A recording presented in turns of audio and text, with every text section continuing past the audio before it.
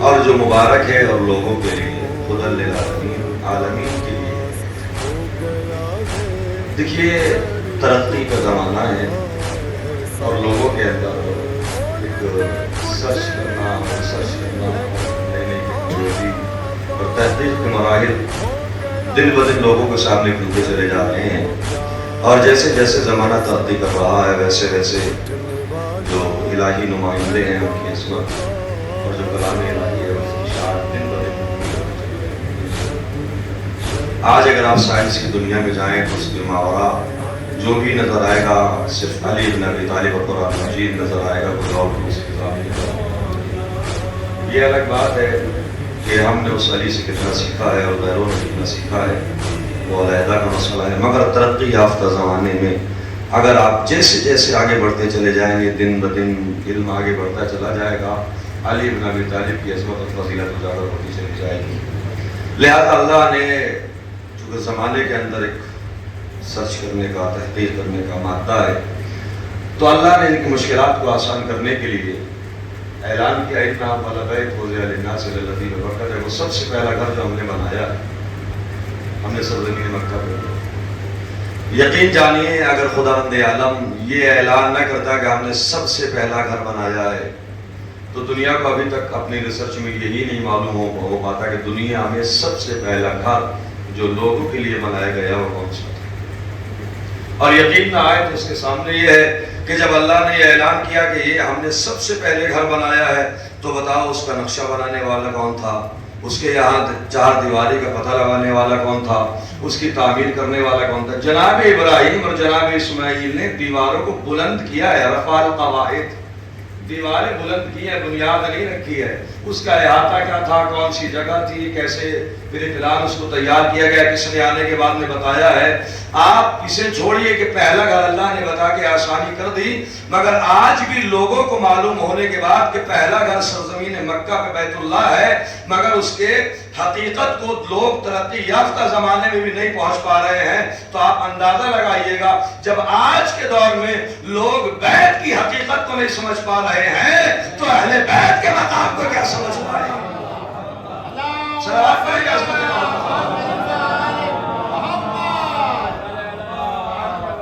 لوگ بیت کو نہیں سمجھ پائے تو لوگ اہل بیت کو کیا سمجھیں گے؟ مگر یہ عظیم حسن اتفاق کہوں گا میں، 3 بیت اللہ کے بیت کے مقابلے پہ آئے، پڑھئے گا اس میں، اور 3 اہل بیت کے مقابلے پہ آئے۔ تاریخ ہے 3 بیت کے مقابلے پہ، 3 اہل بیت کے مقابلے پہ، مگر وہ بیت کے مقابلے پہ جو آئے وہ بھی نابود ہو گئے، اور جو اہل بیت کے مقابلے پہ آئے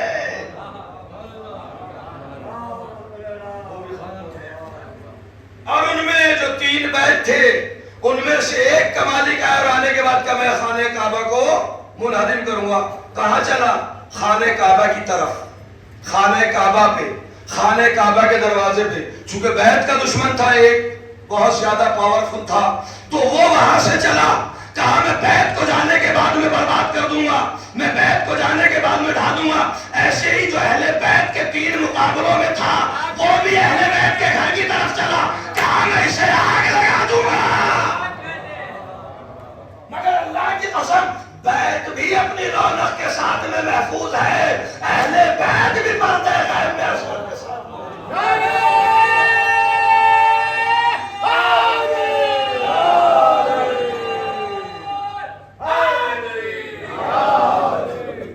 یہ وعدہ الہی جو اللہ نے مقام اہل بیت کا رکھا ہے۔ دیکھیں بارش کا موسم ہو رہا ہے، آج 8واں دن کنٹینیو بارش ہوتے ہوئے ہو گیا ہے۔ جب یہ برستی ہے ہم اسے کہتے ہیں آب رحمت، جو اسے اٹھا کے لاتے ہیں اسے کہتے ہیں ابر رحمت۔ مگر ایک موقع کائنات میں ایسا آیا کہ جہاں زمین سے بھی پانی برسا، آسمان سے بھی بارش موسلا دھار، مگر تاریخ گواہ ہے کہ وہ پانی خانہ کعبہ کی 4 دیواری تک نہیں آیا۔ اگر میری بات نہیں پہنچی ذکر کر دوں، زمانے نوح، زمین سے موسلا دھار بارش ہو رہی ہے، آسمان سے موسلا دھار پانی برس رہا ہے، چشمے جاری ہو گئے، مگر تاریخ نے یہ لکھا کہ وہ پانی کعبے تک نہیں آیا، بیت تک نہیں آیا، اللہ نے اسے اٹھا لیا۔ بیت اللہ کا گھر ہے۔ ہم نے کہا پروردگار جب یہ پانی آ رہا ہے یہ آب رحمت ہے، جو اسے لے کے آ رہا ہے وہ آب رحمت ہے۔ کہا کہ آب رحمت یقیناً ہے، وہ لانے والا آب رحمت ہے، مگر نوح کے دور میں جو آ رہا ہے وہ آب رحمت نہیں ہے، وہ عذاب کا پانی ہے۔ آپ نے اندازہ نہیں لگایا، جب عذاب کا پانی بیت تک نہیں آ سکتا تو کوئی عذاب والی اہل بیت میں کیسے آ؟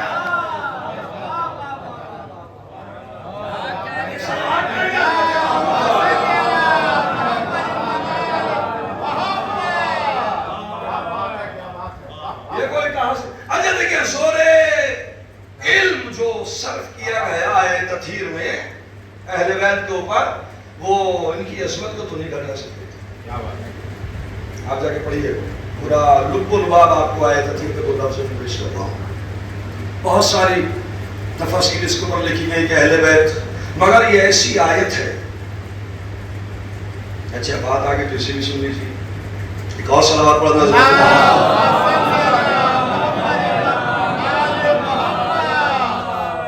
ایک اور صلوات پڑھنا۔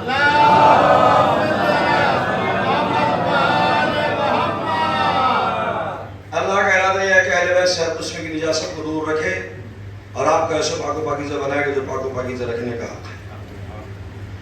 تو اب اس آیت سے عظمت اور عصمت اور طہارت اہل بیت کو تو ختم نہ کر سکتے۔ زور نصرت کیا کہ اہل بیت کون کون ہے، تو اس میں چونکہ آیت سیاق نساء نبی میں ہے کہ جس میں ازواج شامل ہیں۔ کچھ نے آگے بڑھنے کے بعد میں کہا نہیں، تنہا اصحاب ازواج نہیں بلکہ اصحاب بھی ہیں۔ دو دلیلیں گفتگو تمام کر دوں، کون کون شامل ہے کون کون شامل نہیں ہے۔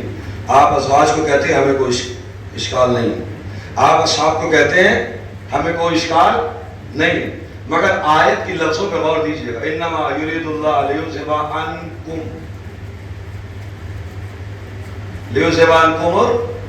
ویطہرکم، عنکم یطہرکم، دو مرتبہ کم آیا۔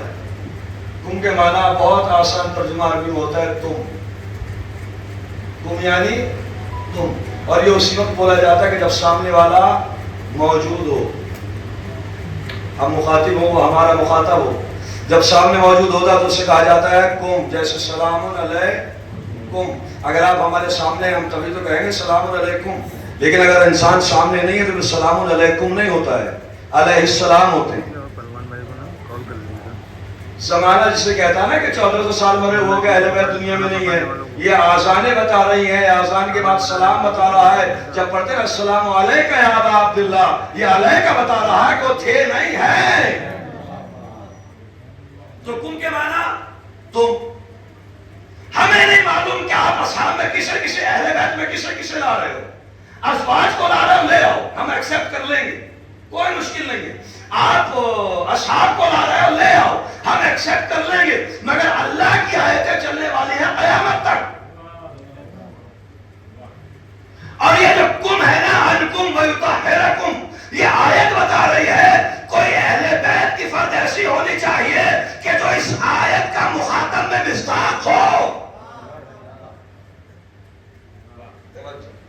کوئی فرد ایسی ہونی چاہیے کہ جو صبح قیامت تک، اگر آپ ازواج کو کہہ رہے ہیں ہمیں اشکال نہیں ہے، آپ اصحاب کو کہہ رہے ہیں ہم مان لیں گے، مگر کوئی فرد تو دکھاؤ ازواج کی، کوئی فرد تو دکھاؤ اصحاب کا جو صبح قیامت تک رہے، تبھی تو کہا جائے گا اے اہل بیت آپ سے نجاست کو لے جائے، آپ کو پاک و پاکیزہ بنائے، مگر نہ ازواج کا رہنا نہ اصحاب کا زندہ رہنا، آج بھی پردے میں ایک امام کا رہنا، یہ بتا رہا ہے کہ اہل بیت میں کون ہے اور کون۔ اور بات کو قریب کرو، نبی جا رہے ہیں اپنے اصحاب کو لیے ہوئے آئے تطہیر کے اندر بیٹھے، نبی نے گھر کے اندر ایک چادر کا گھر بنایا، گھر میں پھر ایک چادر کا گھر بنایا۔ اب چادر کا گھر ہوتا ہے کہ نہیں، اسے عربی بیت کہا جاتا ہے، باقاعدہ ایک تفصیل ہے، لہذا بیت کے اندر بیت بنایا، اور جب بیت بنا کے تمام اہل بیت کو بلا لیا تب اللہ نے جبرائیل کو بھیجا، جاؤ جانے کے بعد آیت تھی کا مجھے سنا دو. آیت تھی جناب جبرائیل لے کے آنے سے پہلے، داخل ہونے سے پہلے اجازت مانگی کہ نہیں؟ کون سے گھر میں داخل ہونے سے پہلے اجازت مانگی؟ جو گھر تھا وہ ہے جو چادر کا گھر تھا، اس کے اندر چادر کے گھر میں داخل ہونے کے لیے اجازت مانگی. کیوں؟ اس لیے کہ جتنے افراد اندر ہیں یہ سب سرداروں کا مجمع ہے، عام افراد نہیں ہیں. نبی رسولوں کے سردار ہیں، علی وسیعوں کے سردار ہیں، فاطمہ نساء عالمین کی سردار ہیں، حسن حسین جوانان جنت کے سردار ہیں. اب جو آ رہا ہے وہ بھی ملائکہ کا سردار ہے. اس نے آنے کے بعد اجازت لے کے بتایا کہ جسے مرضی ہو تم اسے اہل بیت میں شامل کر لو، مگر یہ بات یاد رکھنا اہل بیت میں آنے کے لیے پہلے اللہ کی اجازت چاہیے.